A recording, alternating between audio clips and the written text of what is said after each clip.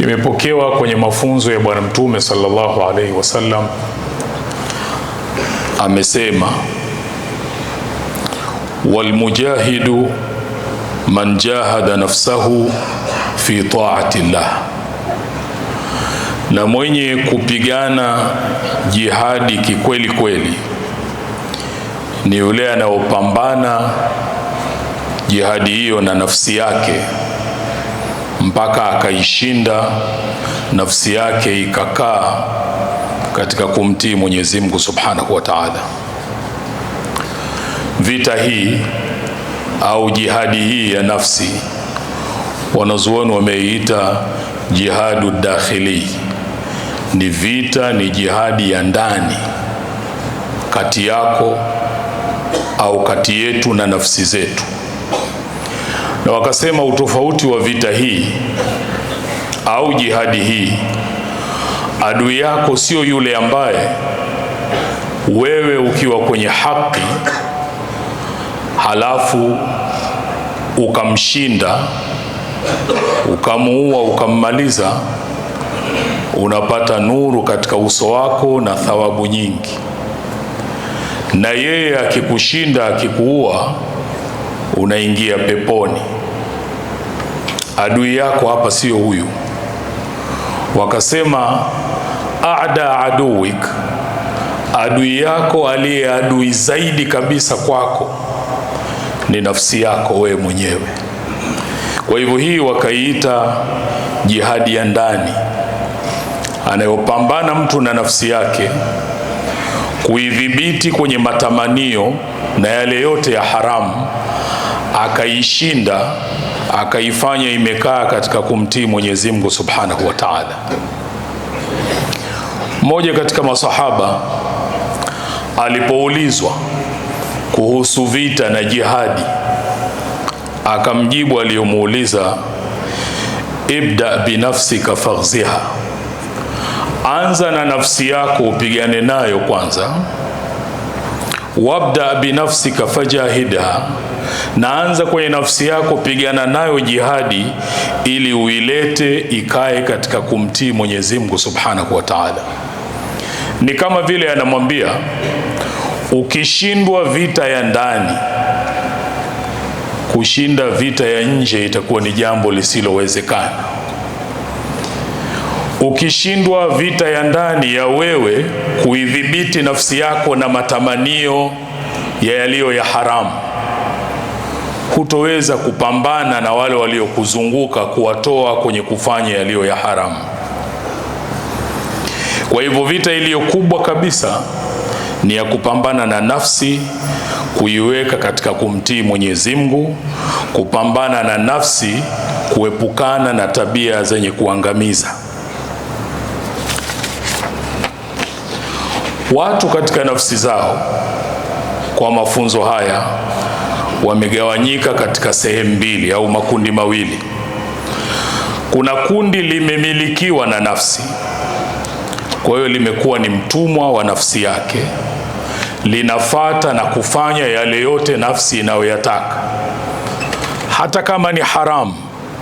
Mwenyezi Mungu ameharamisha, anajua wazi, amesoma Qur'ani, amesikia mafunzo ya Bwana Mtume sallallahu alaihi wasallam yanayokataza jambo lile. Maadamu nafsi yake inataka, ataifata na kutii inavyotaka nafsi yake.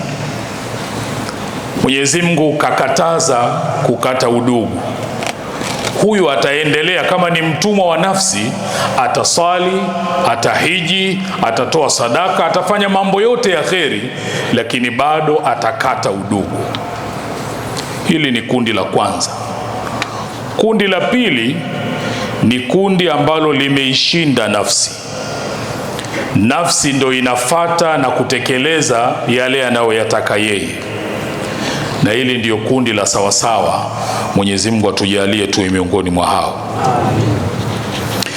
Wallahu subhanahu wa ta'ala yaqul فإذا قرأت القرآن فاستعذ بالله من الشيطان الرجيم.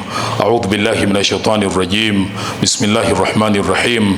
ونفس وما سواها فألهمها فجورها وتقواها قد أفلح من زكاها وقد خاب من دساها. صدق الله العظيم. بارك الله لي ولكم بالقرآن العظيم ونفعني وإياكم بالآيات والذكر الحكيم. أقول قولي هذا استغفر الله العظيم لي ولكم فاستغفروه إنه هو الغفور الرحيم وهو البر الكريم. الحمد لله.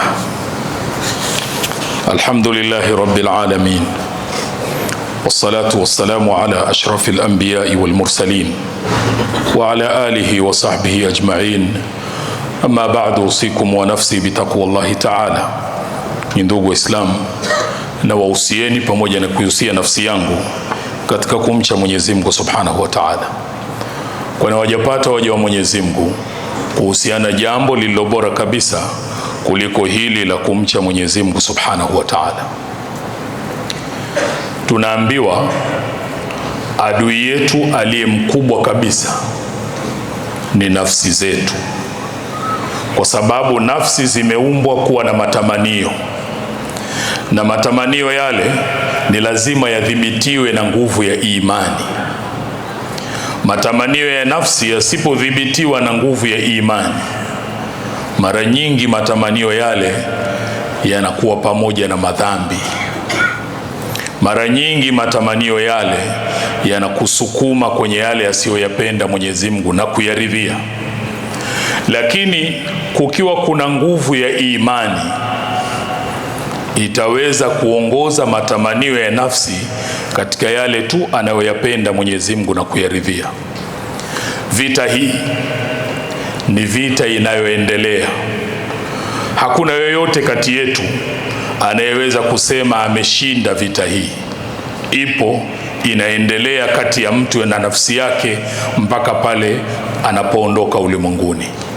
Kwa hivyo basi, popote pale ulipo, chochote kile unachokifanya, unachokitamani na kukipenda, kagua vizuri matamanio yako na mapenzi yako kwenye hicho yanakwenda sawa na anayoyataka Mwenyezi Mungu na kuyaridhia. Kama hayaendi sawa, udhibiti na uizuie nafsi yako. Si jambo jepesi kudhibiti nafsi na matamanio, si jambo jepesi, na wakati mwingine si jepesi kabisa pale unapokuwa umezungukwa na wengine, kila mtu anafanya. Pengine ni biashara, kila mtu anafanya ambacho wewe unajua ni haramu. Uidhibiti nafsi yako kuwa usifanye. Mwenyezi Mungu Subhanahu wa Ta'ala, kwa kujua kuwa kudhibiti nafsi na matamanio si jambo jepesi, ndio maana ameweka malipo makubwa. Umesafiri na wafanyabiashara wenzako vijana, hakuna anayewaona, mko maelfu na maelfu ya maili na nyumbani, kila mtu anafanya, halafu ukadhibiti nafsi yako kuwa wewe hufanyi. Si jambo jepesi na malipo yake ni makubwa. Mwenyezi Mungu anatuambia katika Qur'ani, wa amma man khafa maqama rabbih, ama yule ambaye mwenye kuogopa kisimamo kati yake na Mola wake. Bwana Mtume sallallahu alaihi wasallam ameeleza kisimamo hiki akituambia, ma minkum min ahadin illa sayukallimuhu rabbuh, hakuna yoyote kati yenu isipokuwa atazungumza na Mola wake. Tena hakuna kati yao mkalimani. Kisimamo kile watu wema waliopita kilikuwa kinawashughulisha sana kwenye kila wanachokifanya. Anakumbuka kile kisimamo atasema nini siku ile. Kwa hivyo, ama mwenye kuogopa kisimamo na Mola wake, wanaha nafsa anil hawa, kisha akaikataza nafsi yake na matamanio. Hakuna anayekuona, uko peke yako, na hao waliokuzunguka pengine waliokuita huko, hayo kwao ni mambo ya kawaida kabisa. lakini ukaizuia nafsi yako na matamanio, Mwenyezi Mungu anasema fa innal jannata hiya almawa, huyo pepo ndiyo makazi yake. Si jambo jepesi, na ndiyo maana Mwenyezi Mungu anatoa malipo makubwa. Mwenyezi Mungu Subhanahu wa Ta'ala atujalie tuwe miongoni mwa wenye kusikiliza maneno na wakafuata yaliyokuwa mazuri. Kisha kwa mafundisho mazuri haya aliyotuletea Bwana Mtume sallallahu alaihi wasallam, Mwenyezi Mungu akatuamrisha jambo alilolianza yeye mwenyewe, kisha akalifuatisha kwa malaika, na akamalizia kwetu sisi kwa kutuambia inna Allaha wa malaikatahu yusalluna ala nabi ya ayyuhalladhina amanu sallu alayhi wa sallimu taslima. اللهم صل وسلم على سيدنا محمد وعلى آله وصحبه أجمعين، خصوصا منهم أمير المؤمنين سيدنا أبي بكر الصديق، أمير المؤمنين سيدنا عمر بن الخطاب، أمير المؤمنين سيدنا عثمان بن عفان، أمير المؤمنين سيدنا علي بن أبي طالب، وبقية العشر بشرين بالجنة، وعن أزواج نبيك وعمي وسبطه ذوي الإخلاص والصفا. ربنا تقبل منا إنك أنت السميع العليم، وتب علينا إنك أنت التواب الرحيم، واغفر للمؤمنين والمؤمنات والمسلمين والمسلمات الأحياء منهم والأموات برحمتك يا أرحم الراحمين. عباد الله، إن الله يأمر بالعدل والإحسان وإيتاء ذي القربى وينهى عن الفحشاء والمنكر والبغي يعظكم لعلكم تذكرون. فاذكروا الله العظيم يذكركم، واشكروه على نعمه يزدكم، ولذكر الله أكبر. الله يعلم ما تصنعون. أقم الصلاة.